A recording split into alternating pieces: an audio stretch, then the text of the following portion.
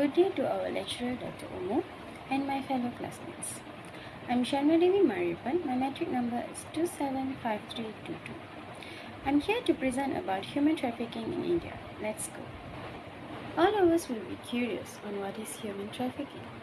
As overall, it's stated by United Nations, trafficking is any activity leading to recruitment, transportation, harboring, or receipt of persons by means a threat or use of force or a position of vulnerability. Human trafficking is a business where it's occurs stealing of freedom for profit. It can be said as traffickers trick and defraud or physically force victims into providing commercial sex. According to the Universal Declaration of Human Rights, in Article 3, it stated that everyone has the rights to live, liberty, and security of person. I chose this topic is because we all need to know one thing. As human beings, we are born free and equal, and we also are entitled to human rights. Even though human beings are equal and entitled for human rights, but in India, it does not be in that way. The reason why I'm saying this is because India has the high risk on human trafficking, whereby it can happen not only to a girl, to all the people. Moreover, close to 80% of human trafficking across the world is done for sexual exploitation, and the rest is for bonded labor, and India is considered as the hub of this crime in Asia.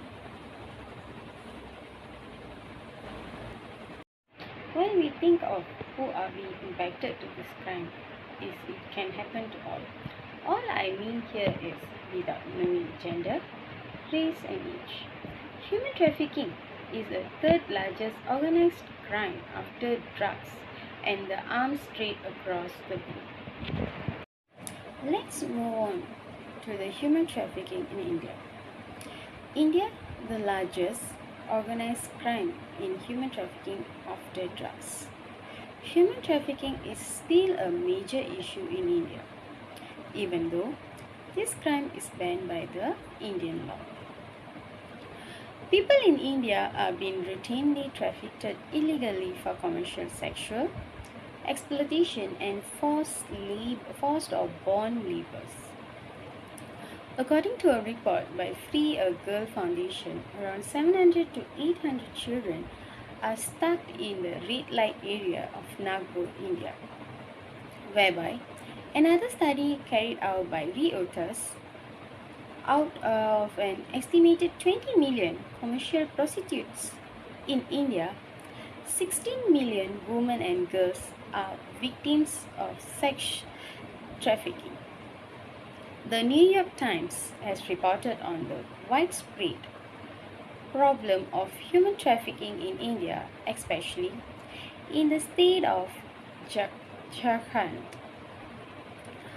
Also, in the report, it is stated that young girls are trafficked from neighboring Nepal to India.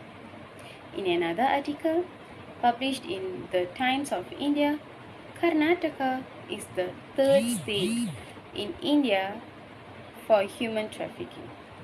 Other South Indian states are also the most sought after destinations for human trafficking. Every year, more than 300 such cases are reported in each of the 4 South Indian states, whereas West Bengal and Bihar on an average have 100 such cases each year.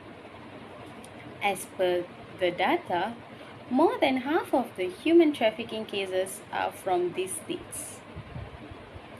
According to the latest report on human trafficking by United Nations Office on Drugs and Crime, reveals that Tamil Nadu has 528 such cases of human trafficking in 2012.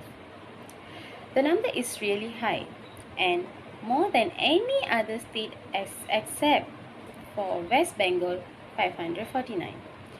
As per the data from Home Ministry, 1,379 cases of human trafficking were reported from Karnataka in the period of 4 years.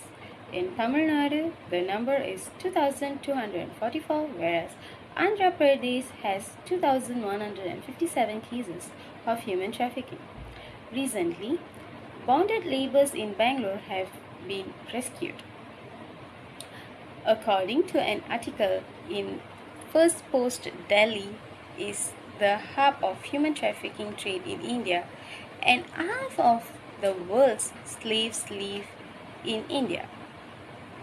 Delhi is the hotspot for illegal trade of young girls for domestic labor, forced marriage, and prostitution. Delhi is also the transit point for human trafficking. Why human trafficking increased in India? Firstly, due to forced marriage. Girls and women are not only trafficked for prostitution but also brought and sold like commodity in many regions of India where female ratio is less as compared to men due to female infanticide. These are then forced to marry. Secondly, on the bond labor. Though debt labor is not known much, but it is illegal in India and prevalent in our society. According to the International Labour Organization, there are more than 11.7 million people working as a forced labor in the Asia-Pacific region.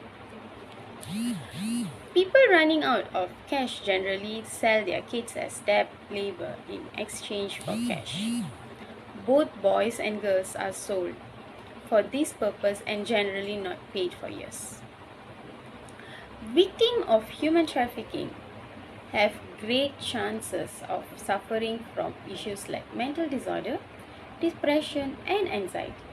Women forced into sexual trafficking have at higher risk of getting affected from HIV and STDs. Lastly, on the action against guilt. Under the Immoral Trafficking Prevention Act, ITPA, trafficking for commercial sexual exploitation is penalized. The punishment ranges from 7 years to life imprisonment. The Bonded Labor Abolition Act and the Child Labor Act and the Juvenile Justice Act prohibit the bonded and forced labor in India.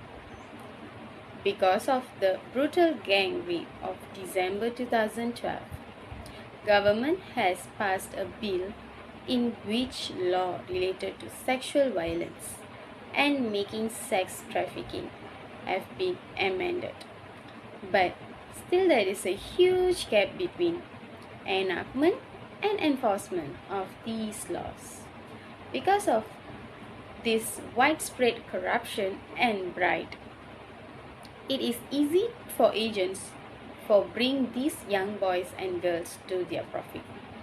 But there should be strict disciplinary action against everybody involved in such a crime, then only this problem can be addressed.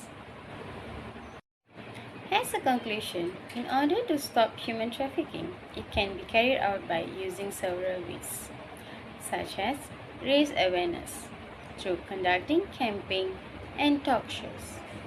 Secondly, getting self into a volunteer for anti-trafficking organization.